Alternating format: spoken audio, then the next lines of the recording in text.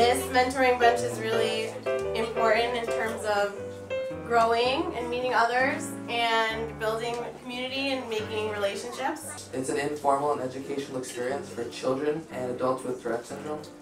I'm speaking today to let everyone here know how important this mentoring experience has been and still is for me. Initially, one of my biggest struggles was schoolwork, but in the last few months, a spark was ignited in me to do the best I possibly could in school.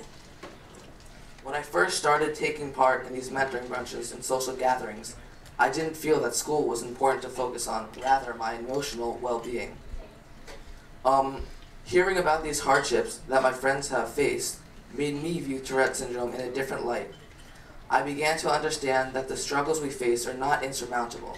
The stories my friends shared made me feel less alone and less burdened by Tourette syndrome. When others like me talked about their experiences in school and at home, I knew that if they could succeed, so could I. We can all help each other reach this goal of success.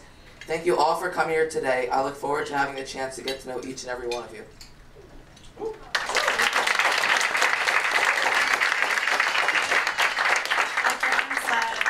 He's a youth ambassador for our chapter, which means that if you're a teen, you can be trained and help teach about Tourette syndrome in public schools. So if anyone's interested in that, like Griffin said, he'd be happy to talk to you about it later. So this morning's going to work. We're going to have 3 performances, and I'm going to welcome our first performance now. It's the #1 ranked speech and debate duo team in the country. So this is a real treat for anyone to see. So I'd like to welcome Sam and Chris. Turning into the debate, asking out the girl. The common struggles of adolescent life are made all the more difficult for Dylan Mint, a 15-year-old boy with Tourette syndrome. All Dylan wants is to keep his Tourette's in check and to live life as a normal teenage boy. But as he fights an ongoing battle with his disorder, Dylan finds that while it does make him stand out, Tourette's is not what defines him. When Mr. Dog Bites, by Brian Connigan. This dog is vicious. Mr. Dog's the name I give to my Tourette syndrome. Fring! When I first realized I wasn't able to talk too well, I felt as though I just swallowed an 8-ball. And as if my throat would explode if I tried to say anything. To me, go on, Dylan. Let it out. Let it out now, Dylan. I try to resist, but Mr. Dog's got me tight around the neck and bites hard. Mr. Dog's teeth rip me open. And every thought, shout, and growl comes pouring out. Oh, ma'am, what an adorable little boy you have there. Who you calling adorable? Now back off the crib, lady. Can't you see I'm sleeping here? At 6'4" and 300 pounds, you didn't want to get between him and anything. Hey, Big Mama.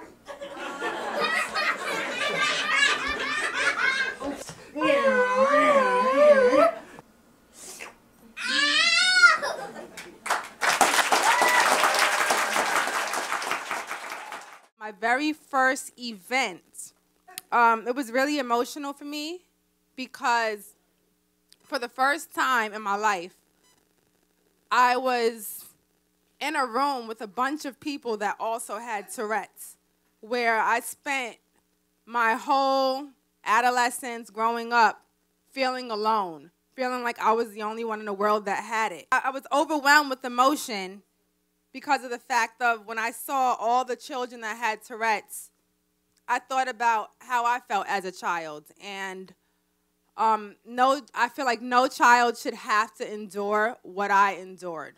As a kid, I was teased. You know, people didn't understand, and I felt like I wasn't normal. Like, I just wanted to belong more than anything. I was confused. My family was confused. They didn't understand why this was happening, where it came from, anything. Now, you probably wondered, why me? Why is it that I have Tourette's? Well, I think I've figured it out. You were not created to be normal. You were not created to fit in.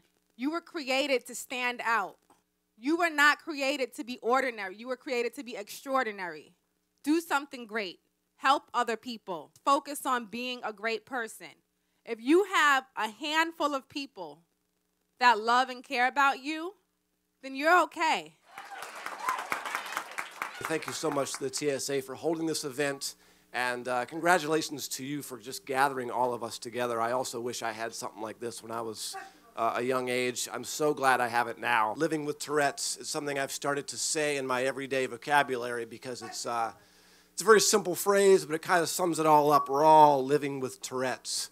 And as an actor and a writer and trying to succeed in an industry that's so cutthroat and competitive as the entertainment industry, it's been challenging to say the least, having Tourette's, very challenging. But it's also provided a lot of humor.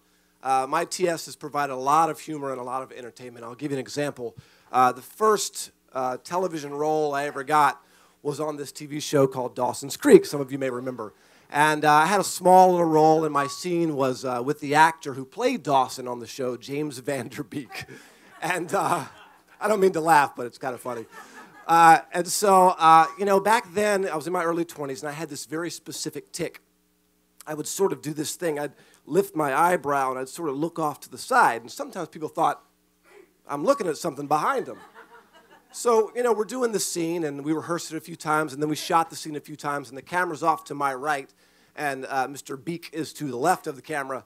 And they say cut, and we're sitting there, and he's looking at me, and I start doing my tic. And James is like, he's like, so where are you from? And I'm like, oh, I'm from Chapel Hill. And he's like, no, the camera's not on, man. I'm just asking you where you're from. I'm like, yeah, no, I thought I saw someone I knew. And,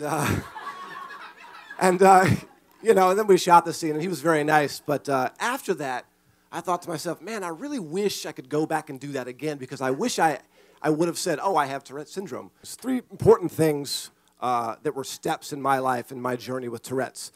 And there are three words. The first word is acceptance. Acceptance was very important for me when I was growing up because I just wanted to feel normal, like all of our performers have told us thus far. I just wanted to be accepted. I wanted to feel like I fit in, and I wanted to be normal.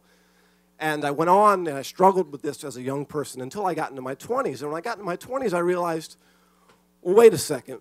I haven't really accepted my TS. I haven't accepted who I am with it.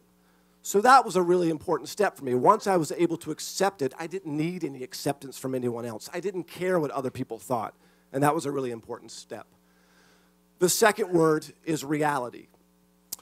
After I accepted it and I was able to embrace it, I came to terms with the reality that, guess what? Nobody's normal. We're all freaks. Everybody's got something. It doesn't matter whether you have Tourette's or you bite your nails or you smoke cigarettes or you're addicted to caffeine. It doesn't matter. Nobody's normal. And let me tell you something. I don't want to be normal. I like who I am. I love being special. It's pretty awesome. So once I came to terms with that, I began the third stage, and that word is teaching. And those three words spell art. And this is what I like to call my art. Now I'm in the stage of my life where I'm trying to teach people. I'm trying to educate people about Tourette syndrome. Because I got to tell you, as an actor, as a filmmaker, I watch these movies and I see television shows and I see all this media, and it's so largely misrepresented. And there's got to be something we can do about that.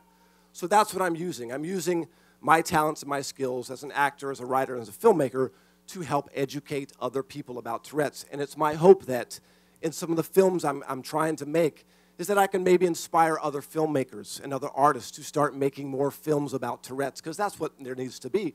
There needs to be more films, more TV shows, more things in the media about the most common cases of Tourette's, because it's very fascinating. Don't you agree?